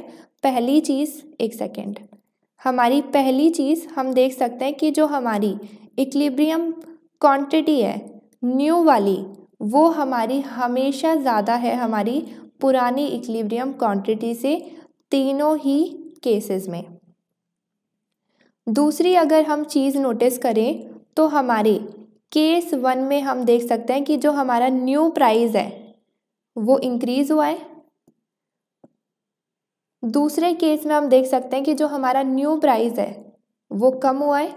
तीसरे केस में हम देख सकते हैं कि जो हमारा न्यू इक्विलिब्रियम प्राइस है वो बिल्कुल सेम है।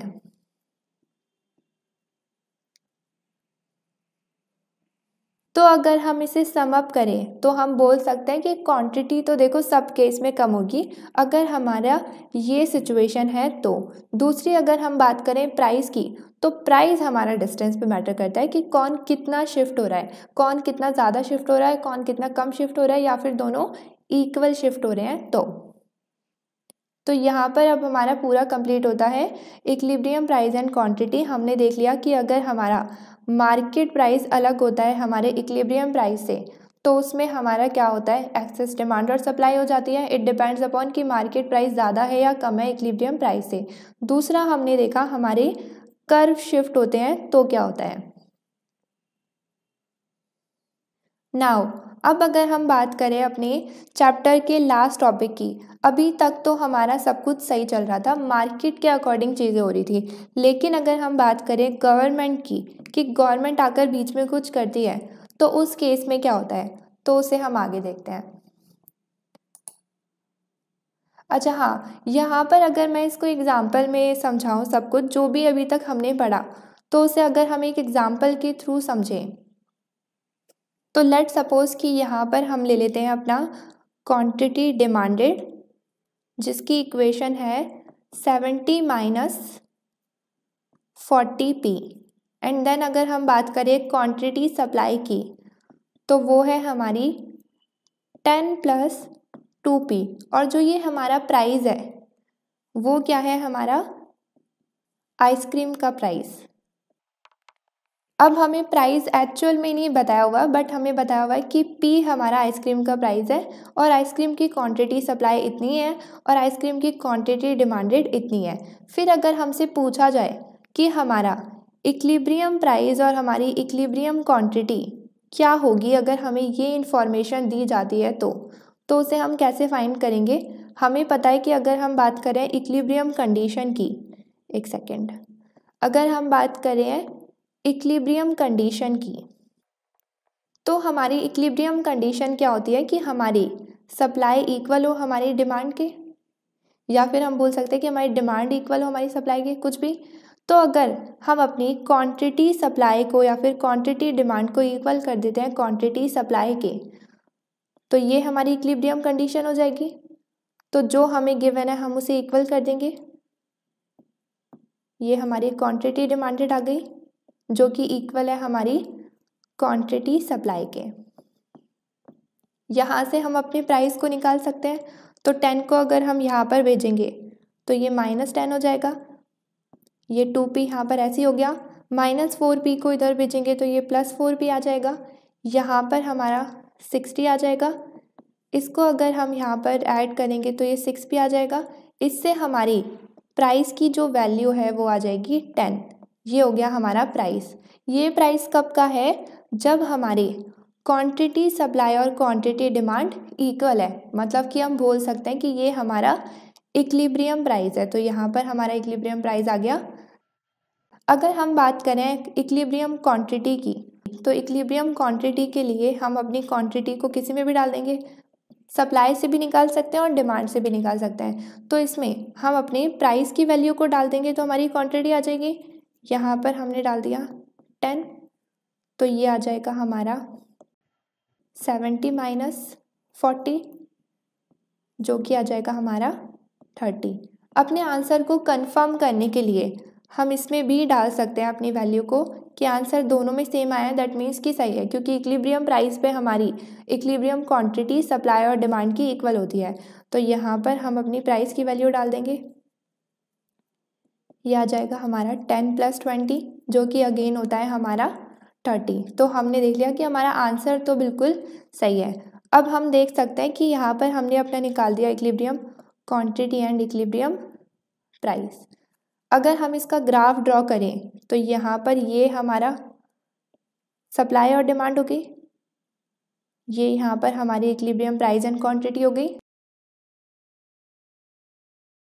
और ये यहाँ पर हो गया हमारा 30।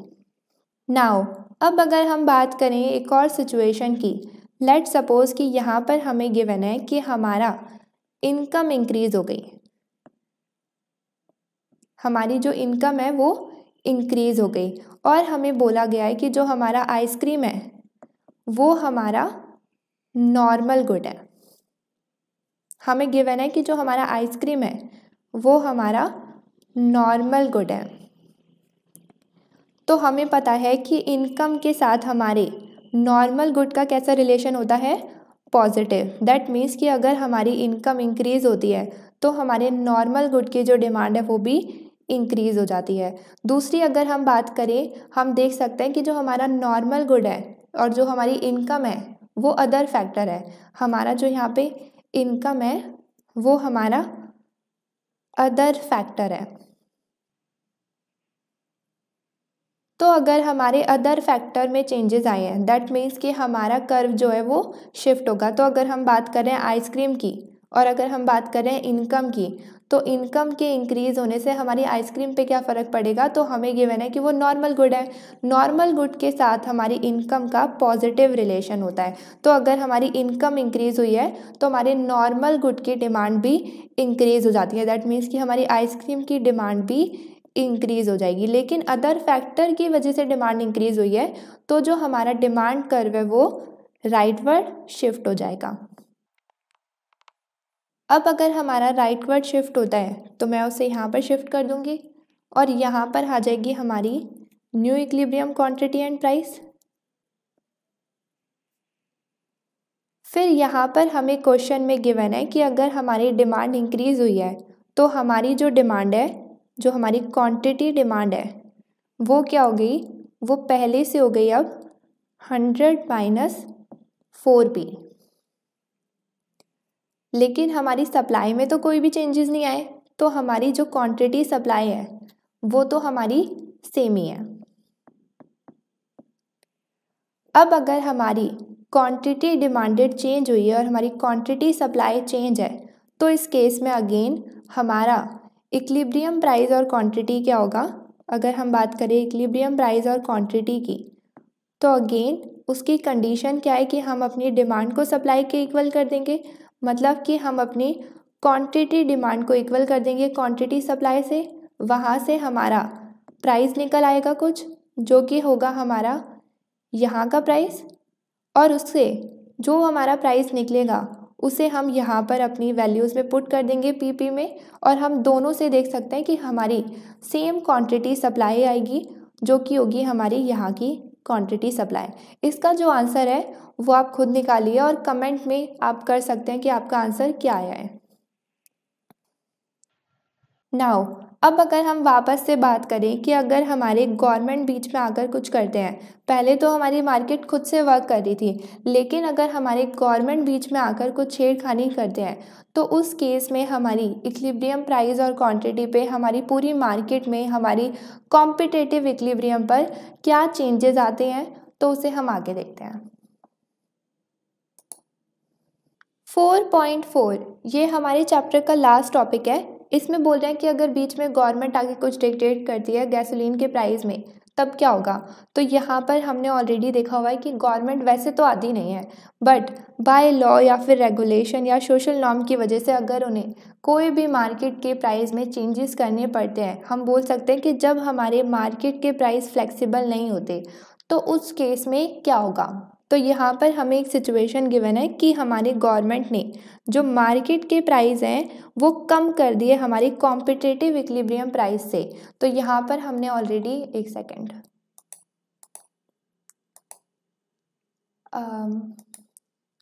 तो अगर हमारा मार्केट का प्राइस कम हो जाता है हमारे इक्विलिब्रियम के प्राइस से, तो हमने देखा था कि अगर ये कम होगा तो हमारे जो सेलर है वो तो अपनी सप्लाई को कम कर लेंगे, लेकिन कम प्राइस के चक्कर में लोग ज़्यादा डिमांड करेंगे। तो उस केस में जो भी ये हमारा गैप होगा वो हमारी एक्सेस डिमांड हो जाएगी, हमारे लोग बहुत ज़्यादा डिमांड करने लगेंगे। यहाँ पे हमारी क्वांटिटी सप्लाई कम थी हमारी क्वांटिटी डिमांड से। इस सेम सिचुएशन को हम बोलते हैं प्राइस सीलिंग। प्राइस सीलिंग वो सिचुएशन होती है जब गवर्नमेंट ऐसे बीच में आकर मार्केट का प्राइस कम कर देती है इक्विलिब्रियम प्राइस से, और वो बोलती है कि मैक्सिमम तुम इतना ही चार्ज कर सकते हो, इससे ऊपर तुम चार्ज नहीं करोगे। तो जब भी गवर्नमेंट ऐसा कुछ करती है तो उस केस में हमारी एक्सेस डिमांड हो जाती है। हम इन सिचुएशन को और हमारी इस वाली सिचुएशन को भी आगे वाले चैप्टर्स में पढ़ेंगे, बट यहाँ के लिए अभी हम सिर्फ प्राइस सीलिंग पर फोकस करते हैं कि अगर हमारी गवर्नमेंट ने मार्केट प्राइस कम कर दिया इक्विलिब्रियम प्राइस से, तो हम देख सकते हैं कि हमारी जो है बहुत ज़्यादा डिमांड होने लगी। तो अगर हम वापस चलें अपने केस पर, तो जो ये हमारी सिचुएशन है जो हमें गिवन है कि हमारा मार्केट का प्राइस इक्विलिब्रियम प्राइस से कम कर दिया, तो ऐसा नहीं है कि ये बस पढ़ाने के लिए कर दिया, ये एक्चुअल में हुआ था हमारे यूएस के क्राइसिस में, जब हमारी ऑयल का प्राइस मार्केट का जो प्राइस था वो बहुत ज़्यादा ही कम कर दिया था। तो उस केस में हमारी जो डिमांड थी वो बहुत ज़्यादा हो गई थी हमारी सप्लाई से। तो जब ऐसा हुआ, जब ऐसी सिचुएशन हुई, तो उसमें एक्चुअल में लोगों का क्या बिहेवियर था, उन्होंने क्या करा, तो हम देख सकते हैं कि हमारे गैस स्टेशन के बाहर लंबी लंबी लाइनें लग गई। और ऑब्वियस सी बात है कि अगर हमारी सप्लाई बहुत कम है और बहुत ज़्यादा लोग खरीदने आ रहे हैं, एक्सेस डिमांड है, तो उस केस में रियली में जो हमारे यूएस के क्राइसिस हुआ था ऑयल का, तो उस केस में हमारी काफ़ी ज़्यादा गैस स्टेशन पर ये चीज़ें लिखी हुई थी कि हमारे पास गैस अवेलेबल नहीं है, आउट ऑफ स्टॉक हो गया, क्योंकि अगेन हमारी जो डिमांड है वो काफ़ी ज़्यादा हो गई थी हमारी सप्लाई से। इवन हमारी बुक में ये भी लिखा हुआ है कि हमारी डिमांड इतनी ज़्यादा थी उस टाइम पर और हमारी सप्लाई इतनी कम थी कि लोग सुबह ही आ जाते थे, बिल्कुल सुबह सुबह से ही लाइन लगाने लग जाते थे ताकि उनको पेट्रोल गैस वगैरह मिल जाए। ऊपर से फिर जब कुछ ज़्यादा लोग ऐसे भी होते हैं कि जिनको लाइन लगाना नहीं पसंद होता, तो वो इतने फ्रस्ट्रेट हो जाते थे और इतने बिल्कुल इनह्यूमन वाला बिहेवियर रखते थे कि वहाँ पर लड़ाई धड़ाई करने लगे थे और गन चल गई थी, लिटरली में चाकू मार दिया था। तो सच में ऐसा हुआ था एक्चुअल में कि जिसका गवर्नमेंट ने कुछ अच्छे के लिए करा, बट उसका जो नतीजा था वो काफ़ी ज़्यादा भयानक था। तो हम देख सकते हैं कि जो हमारी इकोनॉमिक हिस्ट्री है उसमें हम देख सकते हैं कि गवर्नमेंट ने जब भी अपना गुड का प्राइस फिक्स करना चाहा है, तो उस केस में क्या क्या चीज़ें लोगों ने फेस करी है और हमारी मार्केट ने फेस करी है। तो जब भी अगर गवर्नमेंट इन प्रेजेंट ऐसा कुछ करने का सोचती है, तो वो पहले हिस्ट्री को उठा के देख लेती है कि उसका इम्पैक्ट पहले क्या हुआ था, तो ऐसा अब फिर से तो ना हो। तो फिर हम हिस्ट्री के थ्रू भी देख सकते हैं अगेन कि हमारा जो हम सोच रहे हैं वो कैसा होने वाला है। तो हम देख सकते हैं कि जब भी गवर्नमेंट बीच में इंटरफेयर करती है, जैसे कि यहाँ पर करा, तो उसका नतीजा क्या हुआ। अगर हम इसका सेम एग्जाम्पल देखें आगे, तो वो भी हमें काफ़ी अच्छा एग्जाम्पल गिवन है। तो यहाँ पर अगेन जो हमारा एग्जाम्पल गिवन है वो है हमारा वर्जीनिया का। तो यहाँ पर हमें सेल गिवन है 1000 एप्पल लैपटॉप की, और जो वो सेल है ना वो है कि first come first serve basis पर है कि जो पहले आ जाएगा उसे मिल जाएगी, ख़त्म हो गया तो जो लेट आए हैं उन्हें नहीं मिलने वाली। तो जो पहले आएंगे उन्हें फ़ायदा है, पहले आएगा तो उसे मिल जाएगी, उसको प्रायोरिटाइज़ करेंगे पहले। तो यहाँ पर हमारी 1000 एप्पल लैपटॉप की सेल लगी जिसका प्राइस था ओनली $50।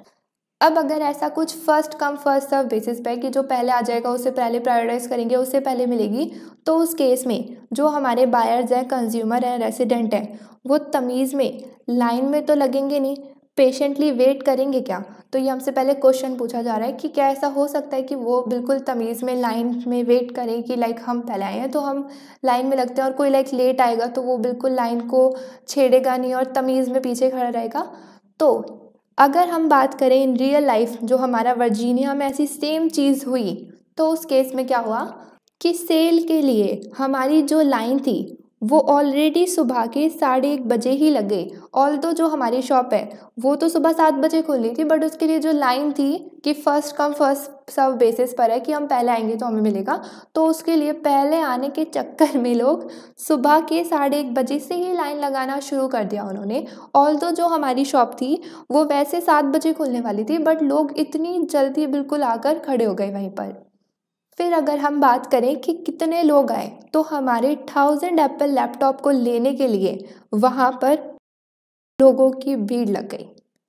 अब वहाँ पर उनमें से कुछ लोग बूढ़े भी थे, कुछ के पास बच्चे भी थे, बट स्टिल जब हमारी सेल स्टार्ट हुई तो वहाँ पर बहुत ज़्यादा भगदड़ मच गई और बहुत सारे लोग इंजर्ड हुए। बच्चे कुचल दिए गए लिटरली में, और बूढ़ों के ऊपर से चढ़ कर चले गए लिटरली में। उसको बिल्कुल क्राउड को हैंडल करने के लिए 70 पुलिस ऑफिसर्स को वहाँ पर एक्चुअल में बुलाया गया। अब इतने सारे लोग हमारे इंजर्ड हुए, हार्म हुए इस फालतू के चक्कर में। हम देख सकते हैं कि हमारे 5000 लोगों में से सिर्फ 1000 को ही लैपटॉप मिलना था और 1000 को ही मिला। बाकी 4000 को कुछ भी नहीं मिला ट्रबल के अलावा। वहाँ पर उन्होंने बस भीड़ में धक्के खाए और वो हार्म हुए, बाकी उनको कुछ भी नहीं मिला। बाकी अगर हम बात करें इन 1000 की, तो इसमें से भी जो हमारे बायर थे वो नहीं थे जो मैक्सिमम अमाउंट पे करने के लिए तैयार थे। लाइक जो उसकी सबसे ज़्यादा वैल्यू करते थे लैपटॉप की, उनको नहीं मिला। हो सकता है कि उनमें से कुछ ऐसे हों, बट सारे नेसेसरी नहीं है। हो सकता है कि उसमें से कुछ ऐसे हों जो उसकी सबसे ज़्यादा वैल्यू करते हो, सबसे ज़्यादा पे करने के लिए तैयार हो, बट ये भी हो सकता है कि उसमें से कुछ बायर्स ऐसे भी हों जो उसकी सबसे ज़्यादा वैल्यू नहीं करते। तो जो हमारे 1000 कंज्यूमर्स थे उनमें से सारे ऐसे नहीं थे जिनकी विलिंगनेस टू पे सबसे ज़्यादा थी, मतलब कि जो सबसे ज़्यादा वैल्यू करते थे, सबसे ज़्यादा पे करने के लिए तैयार थे। उसमें से ज़्यादातर लोग जो कंज्यूमर थे उनको लैपटॉप सिर्फ इसलिए मिला क्योंकि वो उस क्राउड में सरवाइव कर पाए, उनसे फाइट कर पाए, लड़ झगड़ कर उनको जैसे तैसे मिल गया। हम देख सकते हैं कि ये बिल्कुल भी इफ़ेक्टिव वे नहीं थी मार्केट को चलाने की। हम देख सकते हैं कि हमारा यहाँ पर जो इन्होंने प्राइस कम करा इक्विलिब्रियम प्राइस से, उससे इतनी ज़्यादा एक्सेस डिमांड हो गई, जो हम देख सकते हैं कि हमारी 4000 एक्सेस डिमांड हो गई जिनको कुछ भी नहीं मिला, सिर्फ 1000 को ही मिला। तो हम देख सकते हैं कि ये बिल्कुल भी इफ़ेक्टिव वे नहीं थी, बिल्कुल भी अच्छी वे नहीं थी मार्केट को चलाने की। इससे अच्छा हो सकता था कि वो फ्लेक्सिबल प्राइस कर देते, मतलब कि प्राइस को खुद ही एडजस्ट करने देते डिमांड और सप्लाई से। दूसरी अगर हो सकता था कि वो थ्रू ऑक्शन बेच देते, बिडिंग के थ्रू बेच देते, कि लाइक वो अगेन यही है कि विलिंगनेस टू पे जिसकी ज़्यादा होगी, जो जितना ज़्यादा अमाउंट बोलेगा कि मैं इतना पे कर दूंगा, उस हिसाब से वो उसे बेच देते। थर्ड उनके पास अच्छा ऑप्शन ये भी था कि वो रैंडमली लॉटरी के थ्रू बेच सकते थे, कि जो लकी होगा उसे मिल जाएगा। लाइक ऐसे चिट्स डालकर कि इसका नाम अनाउंस करूँगा, रैंडमली हम चिट पिक कर कर लोगों को बेच सकते थे। बट उन्होंने इतना भयानक तरीका चूज़ करा बेचने का कि उन्होंने अपना प्राइस इतना ज़्यादा कम कर दिया, जिसकी वजह से इतनी ज़्यादा एक्सेस डिमांड हो गई, इतने ज़्यादा लोग इकट्ठा हो गए, जिसमें से हमारे सिर्फ 1000 को ही मिला, बाकी 4000 लोग फालतू में आ गए और उनको उल्टा हार्म ही हुआ। तो ये था हमारा सप्लाई डिमांड एंड इक्विलिब्रियम। अब यहाँ पर हमारा चैप्टर एंड होता है। आई होप कि आज की वीडियो में आपको सब कुछ अच्छे से समझ आया होगा। अगर आपको कोई भी डाउट है तो आप नीचे कमेंट सेशन में अपना डाउट कमेंट कर सकते हैं। अगर आपको मेरी वीडियो पसंद आई है तो इसे लाइक, शेयर एंड सब्सक्राइब ज़रूर करें। मिलते हैं हम अब अपनी नेक्स्ट वीडियो में, तब तक के लिए बाय बाय।